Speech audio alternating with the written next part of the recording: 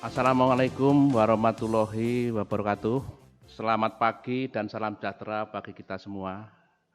Yang kami hormati pada pagi yang cerah ini, Bapak Ketua Pusat Kajian Kejaksaan di Fakultas Hukum UNAS sebagai narasumber, Bapak Yudi Indra Gunawan, Asisten Tindak Pidana Umum Kejaksaan Tinggi Sulawesi Selatan, sekaligus beliau Ketua Persatuan Jaksa Indonesia Wilayah Sulawesi Selatan. Pagi hari ini moderator oleh Bapak Priyambudi, Kepala Tata Usaha Kejaksaan Tinggi Sulawesi Selatan, dan sekaligus beliau sebagai Sekretaris Persatuan Jaksa Indonesia di wilayah Sulawesi Selatan. Podcast Ewako Adiaksa Kejati Sulawesi Selatan episode kali ini mengangkat tema urgensi penguatan konstitusional institusi kejaksaan. Selanjutnya saya serahkan sepenuhnya oleh host dan melalui podcast Ewako Kejaksaan Tinggi Sulawesi Selatan. Terima kasih banyak Bapak Gatot selaku Asisten Intelijen Kejaksaan Tinggi Sulawesi Selatan. Terima kasih atas waktunya. Assalamualaikum warahmatullahi wabarakatuh. Selamat pagi Sobat Adiaksa viewers dimanapun berada. Pada pagi hari ini kita bertemu kembali dalam episode selanjutnya podcast Ewako Adiaksa yang pada pagi hari ini mengambil tema urgensi penguatan konstitusional institusi kejaksaan. Nah, bincang-bincang santai kita pada pagi hari ini menghadirkan dua narasumber yang tadi sudah diperkenalkan oleh Pak Asintel. Yang pertama, Bung Fadzlur Rahman. Selamat pagi, Bung. Pagi. Beliau ini adalah seorang dosen dan juga ahli hukum tata negara dari Fakultas Hukum Universitas Hasanuddin. Juga selaku Ketua Pusat Kajian Kejaksaan yang satu-satunya ada di Indonesia, yaitu di Universitas Hasanuddin. Betul. Nah, ini kan luar biasa ini. Kita harapkan banyak masukan-masukan, pemikiran-pemikiran, output yang berguna untuk institusi kejaksaan. Kemudian narasumber kedua, Bapak Yudi Indra Gunawan, Aspidum Kejati Sulsel, juga Ketua Persatuan Jaksa Indonesia. Nah, selamat pagi Bung Priyambudi dan siap. juga Bung Fadzlur Rahman. Nah, ini kita panggilannya Bung. Karena kita Bung Karno masih dalam masa perjuangan. Masa perjuangan. Karena kita berjuang supaya kejaksaan bisa masuk dalam konstitusi. Betul. Luar biasa. Nyawako.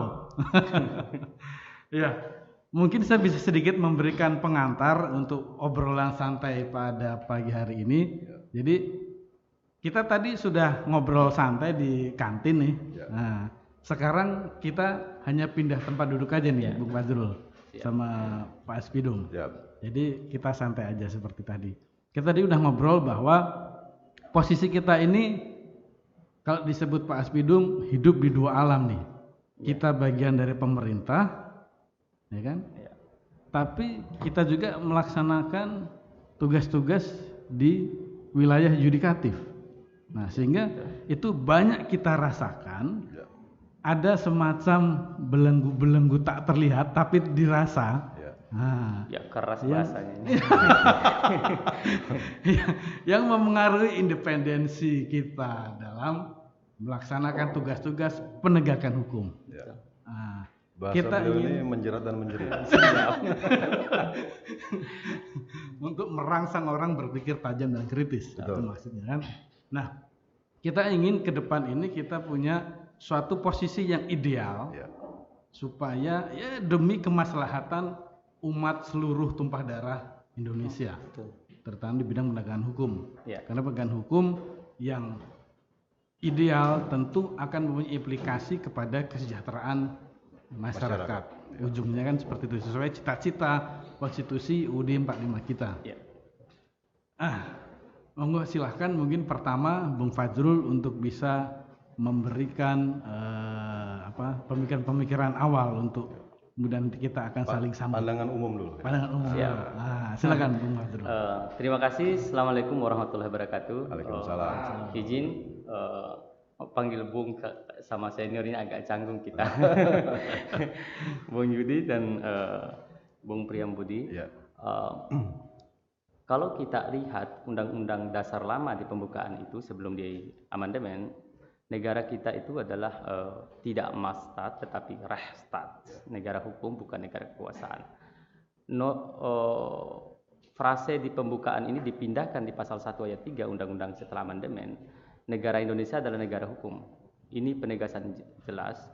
Kalau negara Indonesia adalah negara hukum, maka yang pasti adalah supremacy of the law, hukum yang suprem, yang ada di atas. Jika hukum yang suprem, berarti ada orang yang ditangani, rakyat atau publik dalam konteks umum, mereka harus mendapatkan posisi yang equal. Maka disebut, kita sering mendengar equality before the law. Semua orang setara di hadapan hukum. Di dalam konteks ini kalau kita melihat penegakan hukum kita, kan institusi penegakan hukum ini orang selalu bilang polisi, jaksaan dan kekuasaan kehakiman. Tapi di pasal 24 kekuasaan kehakiman itu cara hanya Mahkamah Agung, Komisi Yudisial, 24A Mahkamah Agung, 24B Komisi Yudisial dan 24C itu ada Mahkamah Konstitusi. Di mana posisi lembaga-lembaga lain, Jaksa Agung, kejaksaan, kemudian auxiliary body, misalnya auxiliary state organ seperti KPK dan seterusnya, rujukan di mana dalam konstitusi? Kita bisa baca di pasal 24 ayat 3 yang menyebutkan badan-badan lain yang berkaitan dengan fungsi kekuasaan kehakiman dibentuk dengan undang-undang. Dari dasar inilah kemudian kita melihat posisi kejaksaan atau posisi lembaga yang menegakkan hukum itu yang tidak disebutkan secara letterleh di dalam konstitusi itu eksistensial. Dan posisi ini lemah di dalam konstitusi karena tidak disebutkan. Sementara kalau kita lihat institusi kejaksaan ini adalah institusi yang sudah ada jauh sebelum Indonesia ini merdeka.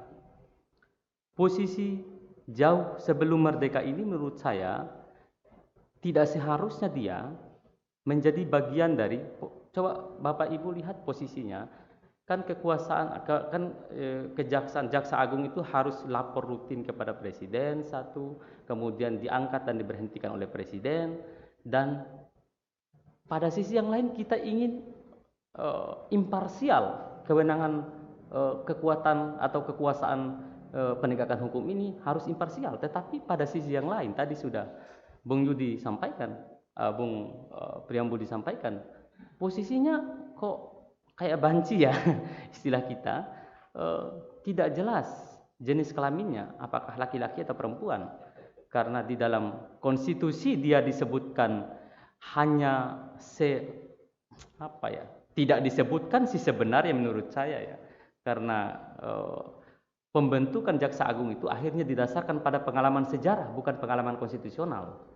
Pengalaman sejarah yang dimaksud adalah kita lihat secara historis saja, dia pernah masuk di dalam kabinet, kemudian keluar dari kabinet, pernah di bawah Departemen Kehakiman, lalu kemudian dia di bawah Mahkamah Agung lagi, kemudian keluar lagi. Nah, pengalaman sejarah ini yang tidak bisa menguatkan kita dalam penegakan hukum, padahal semestinya sebagai lembaga yang lembaga salah satu kaki penegakan hukum yang kuat, dia harus imparsial satu, yang kedua kewenangannya harus kuat, yang ketiga aktornya harus memiliki posisi yang setara di pengadilan dengan lembaga penegak hukum yang lain. Dan itu tidak terjadi soalnya.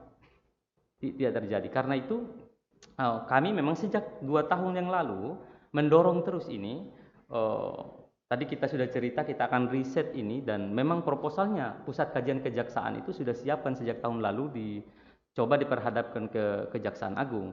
Karena kita mau dorong ketika amandemen konstitusi, ketika MPR sampai ke kampus-kampus mencari dukungan publik untuk mengamandemen Undang-Undang Dasar, maka salah satu pikiran saya adalah, pikiran kami di pusat kajian adalah bagaimana caranya jaksa ini bisa masuk di pasal 20 di bab 9 itu.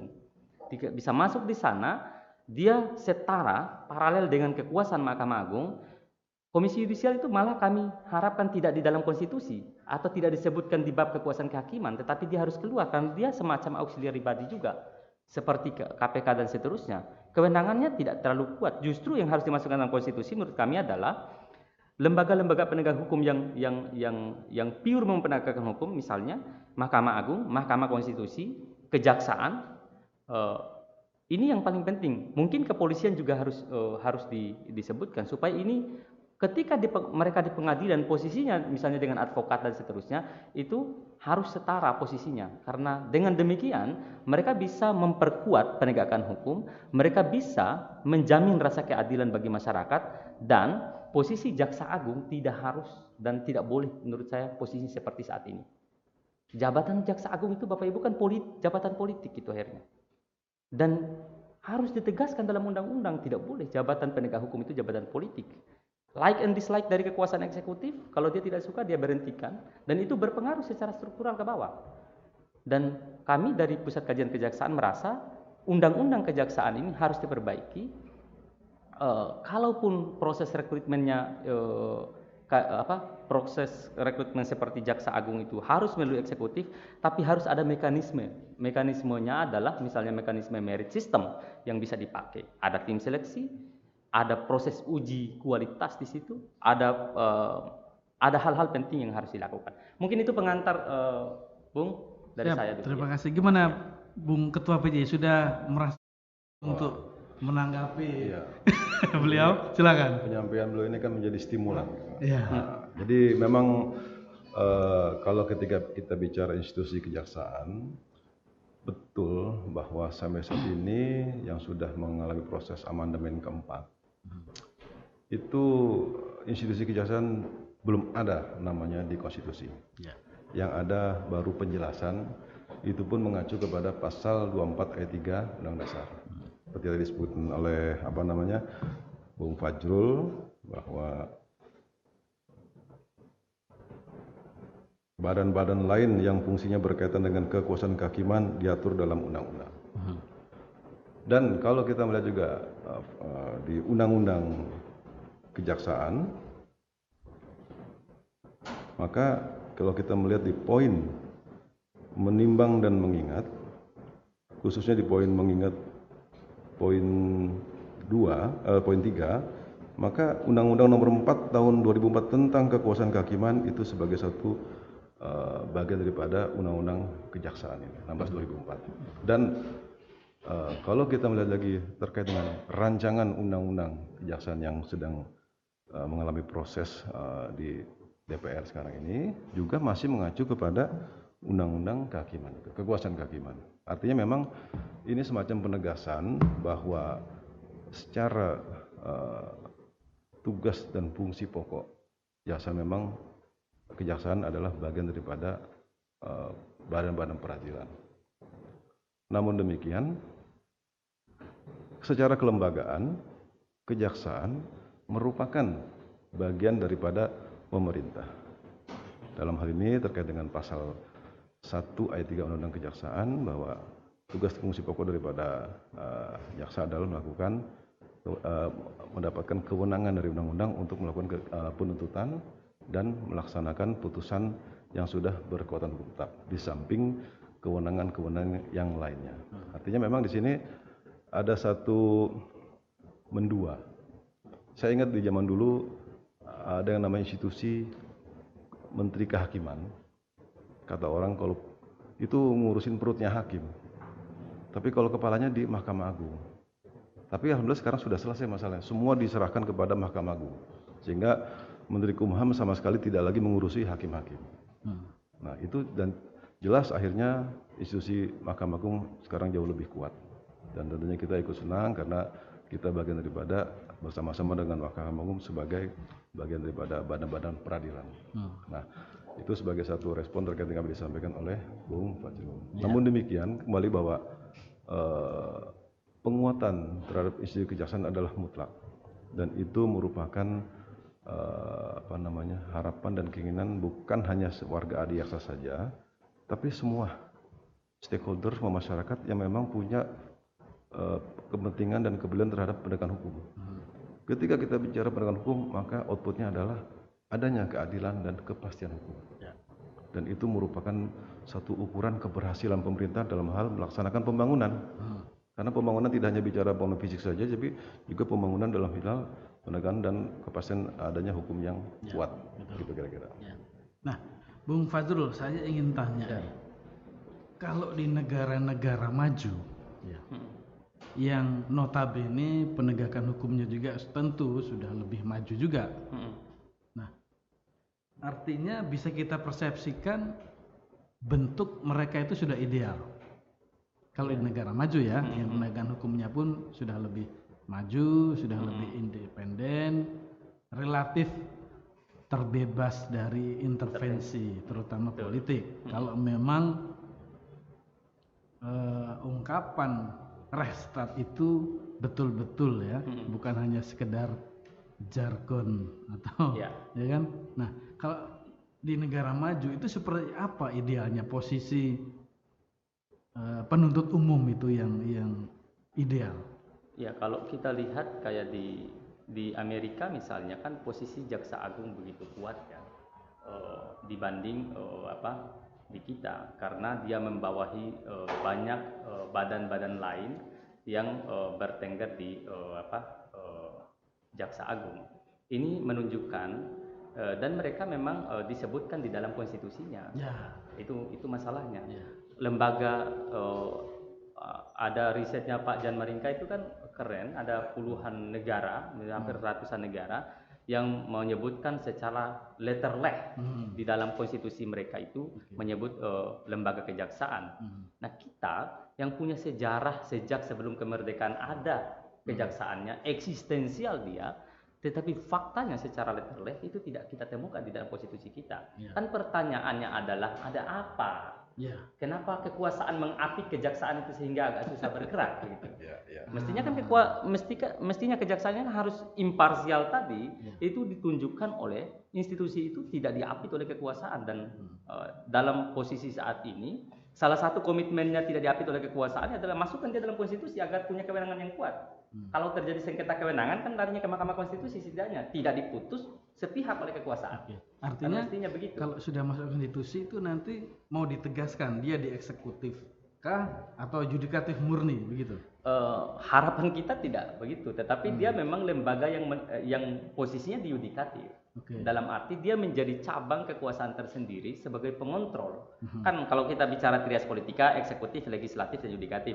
Sekarang kan yudikatif kita kan dua cabangnya, dua. Yudikatif itu adalah Mahkamah Agung dan Mahkamah Konstitusi sih kalau sekarang kan. Kalau legislatif kita ya DPR, MPR, DPD kalau kita lihat. Kenapa tidak misalnya nanti di bab kekuasaan kehakiman itu dimasukkan misalnya pasal 24A Mahkamah Agung, pasal 24B Jaksa, kemudian pasal 24C Mahkamah Konstitusi. Kenapa tidak dimasukkan di situ? Dan mungkin kita bisa beri masukan kepada pembuat undang-undang di bab itu nanti disebutkan secara letterleh lembaganya, kemudian disebutkan kewenangan-kewenangan universalnya nanti setelah di pasal akhirnya disebutkan bahwa ketentuan lebih lanjut tentang institusi kejaksaan diatur dengan undang-undang. Kenapa penting ini? Jangan sampai konstitusi juga belangko kosong. Disebut saja tapi tidak disebutkan kewenangan standar. Misalnya cara rekrutmen harus disebut di sana, Pak. Kalau tidak, itu belangko kosong nanti ketika pembentuk undang-undang tidak mau melepas ini kejaksaan agar diintervensi oleh kekuasaan, maka mereka bikin undang-undang yang bisa diintervensi oleh kekuasaan. Jadi dibikin standarnya. Selain standar rekrutmen, maka standar kewenangan universal. Kayak Mahkamah Konstitusi pasal 24C. Dia sebutkan kelembagaan, cara rekrutmen, unsurnya dari mana, kemudian kewenangannya terbatas pada 4 kewenangan dan 1 kewajiban, pasal 24C. Begitu juga Mahkamah Agung, saya pikir. Artinya keluarkan misal, tapi marah orang kaya nanti, keluarkan kaya dari konstitusi, atau kalau tidak dikeluarkan dia pindahkan posisinya tidak di kekuasaan kehakiman, karena bukan kekuasaan kehakiman itu, Pak. Itu cuma hanya lembaga pengawasan. Kami juga mengatakan DPD itu kalau tidak bisa diperkuat menjadi 2 kamar seperti misalnya di Amerika, 2 kamar legislatif, maka keluarkan saja daripada menghabiskan anggaran. Karena Tapi memang betul, saya menambahkan ya, yang disampaikan oleh Bung Fajrul. Apa sih pertanyaannya pentingnya kejaksaan, institusi kejaksaan itu masuk dalam konstitusi? Kan Ya. iya betul. paling tidak saya melihat bahwa jika satu institusi masuk dalam konstitusi, maka akan mengalami penguatan. Anggaran kejaksaan itu yang saya tahu tahun ini cuma 10 triliun. Nah, Bandingkan mungkin dengan Polri lebih kurang hampir 90 triliun. Meskipun memang tentu berbeda peran dan fungsinya. Tapi kalau bisa kejaksaan masuk dalam konstitusi, itu akan semakin diperkuat dengan adanya penambahan anggaran. Itu yang merupakan bagian daripada komitmen pemerintah dalam hal politik anggaran diperkuat. Itu satu. Yang kedua, juga akan penguatan terhadap aparat, khususnya jaksa sebagai profesi, sehingga dalam melaksanakan tugas-tugasnya dia akan berorientasi kepada keadilan. Dalam hal ini kan nilai-nilai yang di masyarakat maupun kearifan lokal harus menjadi salah satu acuan. Nah ini gambaran kenapa kita ngotot atau berkepentingan supaya kejaksaan masuk dalam konstitusi. ya. Bukan ngotot Pak, memang harus. Harus. Ya. Saya setuju sekali itu, karena coba bayangkan, begitu sentralnya posisi kejaksaan dalam sistem peradilan pidana, Betul. ya, sebagai dominus litis, Dia yang menentukan orang diadili di pengadilan. pengendali Ha-ha. perkara, Jembatan untuk masuk ke pengadilan. jembatan, dan eksekutor Betul. di ujungnya. Betul. Sementara Kalau- lembaga penyidikan, Kalau istilah proses di air tuh ya, kan kalau hulunya kan dari gunung gitu kan. Iya, Ya. betul. Ha. Itu banyak aliran. Nanti pada satu titik muara akan menuju ke laut. Ha-ha. Maka yang posisi muara ini atau kita ini harus kuat. Iya, Karena kalau tidak kuat, tumpah keluar. iya akan hancur kan. nah, Nah, itu. Betul. nah, di lembaga penyidikan kepolisian, oke sudah di konstitusi. Kita belum. Peradilan, MA, pengadilan sudah ada. Tapi kita malah belum ada ini. Kan itu sangat urgent sekali Betul. Kalau sebenarnya. kita lihat ya, kalau saya lihat betapa penting ini masuk dalam konstitusi. Di pengadilan itu kan 3 pihak yang berhadap-hadapan. Hakim, jaksa dengan advokat. Ya. Hakim itu jabatan negara, Pak. Pejabat negara di Undang-Undang Kekuasaan Kehakiman. Artinya konstruksi jabatannya memang sudah kuat. Nah, kalau mau equal penegakan hukum ini, ya kasih juga lah jaksa sebagai pejabat negara. Ya. Tinggal nanti diatur advokatnya karena dia bukan bagian dari state, tapi dia bagian dari dari masyarakat sipil kira-kira begitu. Nah, penegakan hukum tetapi dari unsur yang berbeda. Tinggal ini perkuat. Agar apa? Agar posisinya equal di pengadilan itu. 3 kelompok yang saling berhadapan ini. Karena sebagai negara hukum selain memang imparsialitas itu penting, maka yang paling penting adalah kewenangan mereka itu harus setara meskipun tidak sama. Kewenangan 3 pihak ini harus setara dengan porsi yang berbeda dan memang tidak sama pasti. Nah, ini yang mesti kita dorong menurut saya. Pada akhirnya kalau misalnya ya selain kesejahteraan ya pasti kalau undang-undang itu diubah, kita memang selalu harus mendorong bahwa anggaran harus ditambah karena kesejahteraan itu akan menentukan sikap mereka terhadap dalam penanganan hukum. Itu penting juga itu.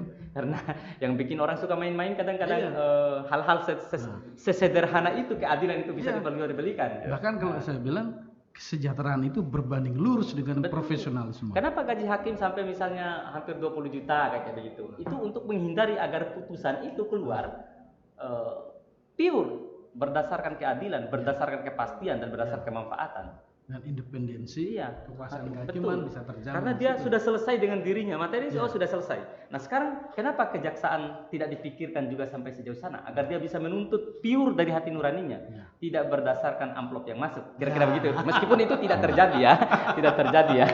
Dan kalau bicara momentumnya sekarang saatnya, karena sekarang sedang proses politik di DPR, yaitu revisi Undang-Undang Kejaksaan.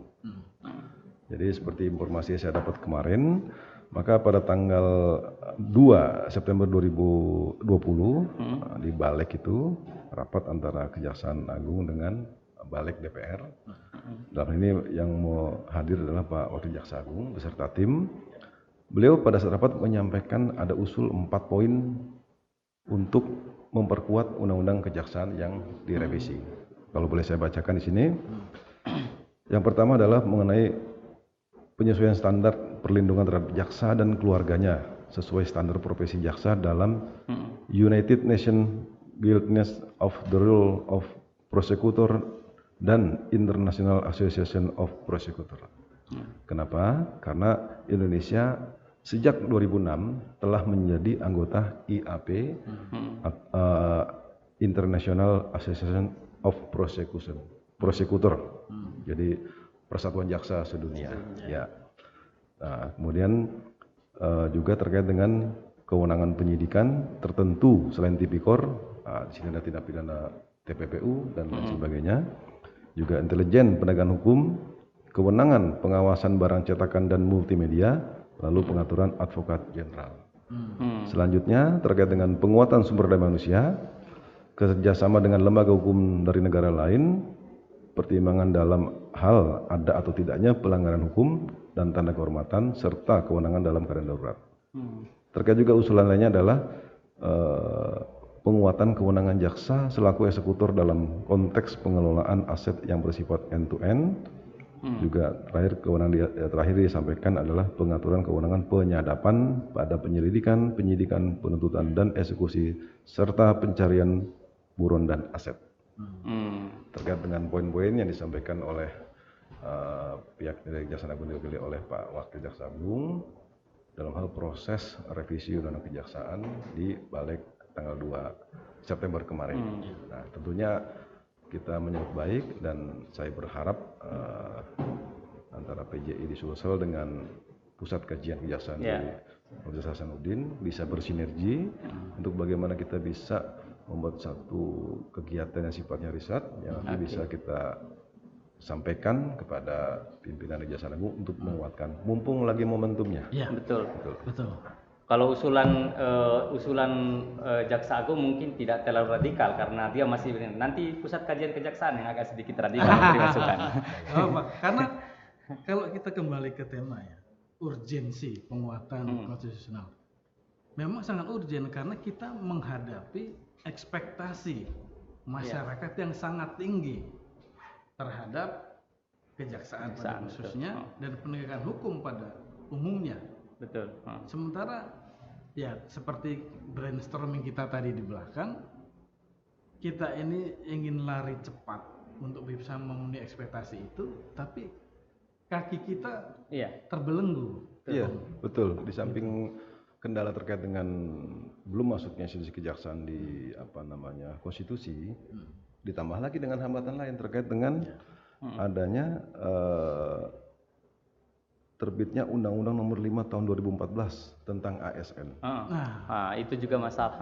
Yang menyamaratakan belenggu kita struktur lembaga kejaksaan dengan ASN lainnya. Padahal kalau boleh sedikit dengan bahasa sederhana saya, kejaksaan itu kan tentu berbeda dengan kementerian. Makanya nama nomenklaturnya adalah kejaksaan. Pejabatnya pun bukan menteri kejaksaan tapi jaksa agung, kan begitu. Artinya lebih pada memang itu adalah lembaga yang sifatnya profesi dan kalau bicara profesi tentunya goalnya adalah harus profesional, kan begitu.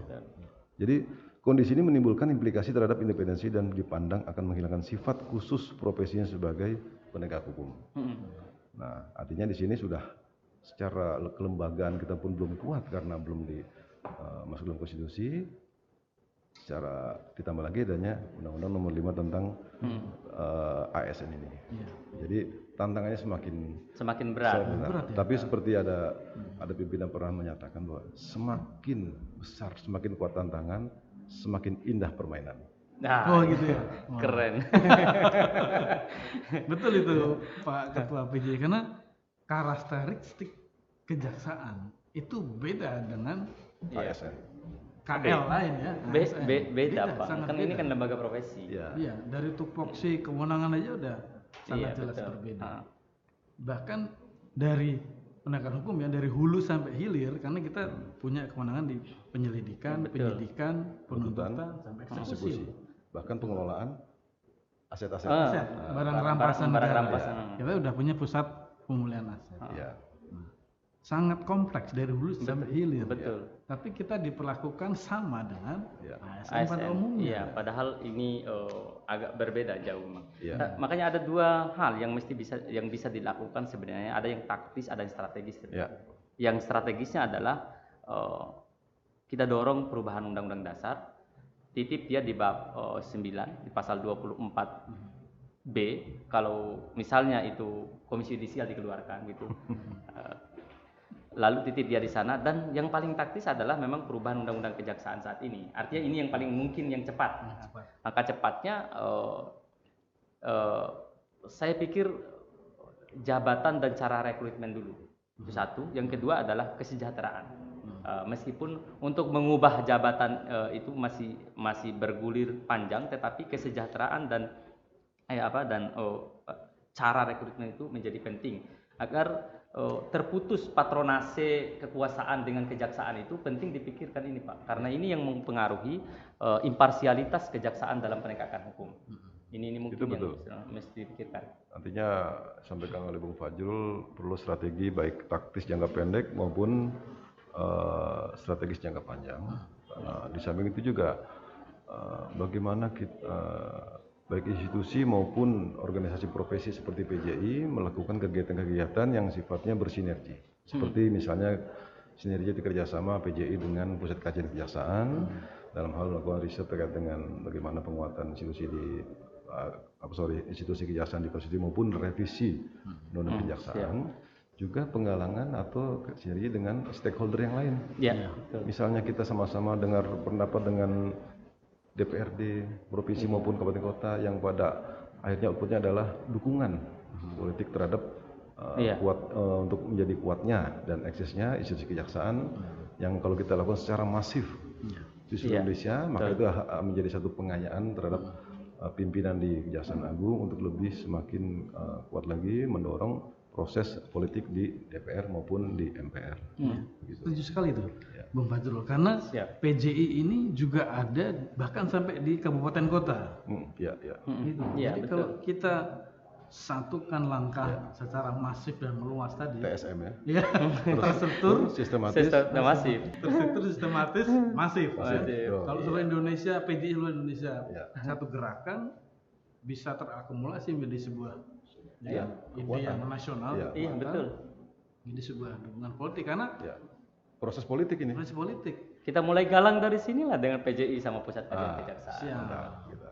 Siap. Iya. Dan kita alhamdulillah beliau punya akses ke pimpinan di Kejaksaan Siap. Agung sehingga Betul. nanti kita bikin satu program riset outputnya Oke. konkret Siap. bisa kita bawa ke Siap. decision Pusat Kajian Kejaksaan siap kalau Yang urusan satu-satunya riset itu.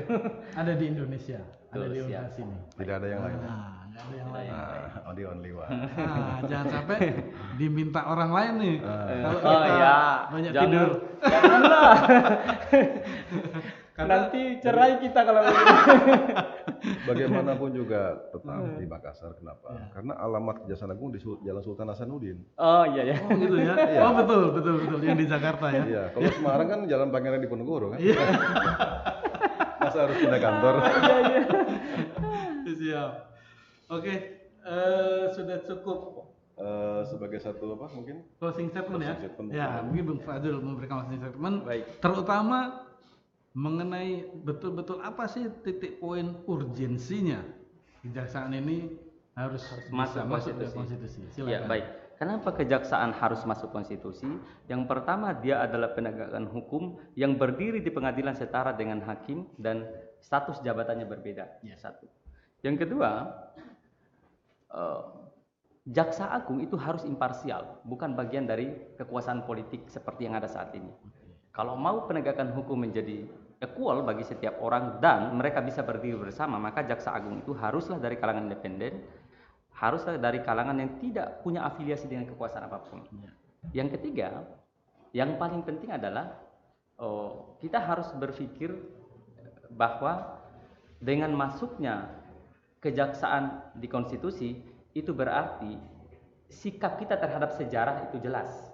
Bahwa sejarah Republik ini berdiri jauh lebih duluan sejarah kejaksaan daripada Republik Indonesia. Karena itu Betul. dia mesti masuk dalam konstitusi agar penegakan hukum kita itu jauh lebih baik, bisa mencapai tujuan-tujuan hukum, kemanfaatan, keadilan dan kepastian hukum.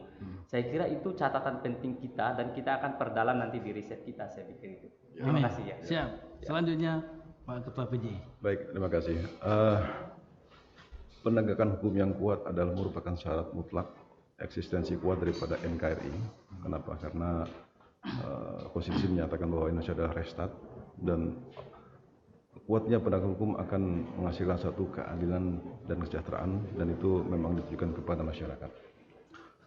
Untuk itu saya pribadi maupun selaku Ketua PJI Wilayah Sulsel kepada seluruh rekan-rekan insan adiaksa di seluruh Indonesia maupun khususnya di Wilayah Sulsel, mari kita tetap berkarya dan berbuat meskipun sedang ada musibah. Kita harus ingat bahwa apa yang kita lakukan ketika ini menjadi nilai ibadah, maka tidak ada yang sia-sia. Amin. Seperti kita ingat bait lagu terakhir Mars Adiaksa, tetaplah tegar sepanjang zaman. Iya, keren. Keren. Baik, Sobat Adiaksa viewers, demikian bincang-bincang kita pada pagi hari ini. Saya kira kalau saya kerucutkan lagi menjadi kalimat yang lebih pendek lagi, urgensi penguatan konstitusi itu kita ingin muaranya adalah filosofi kata agung Ya, yang terdapat di kata Kejaksaan Agung itu betul-betul bisa terwujud. Salah satunya adalah dengan dimasukkannya kejaksaan ke dalam konstitusi, ya, sehingga bisa independen, Kuat. imparsial, kuat, sehingga filosofi kata agung itu akhirnya bisa menjadi terwujud. ya. Demikian, terima kasih Sobat Edition viewers. Let's improve our knowledge. Assalamualaikum warahmatullahi wabarakatuh.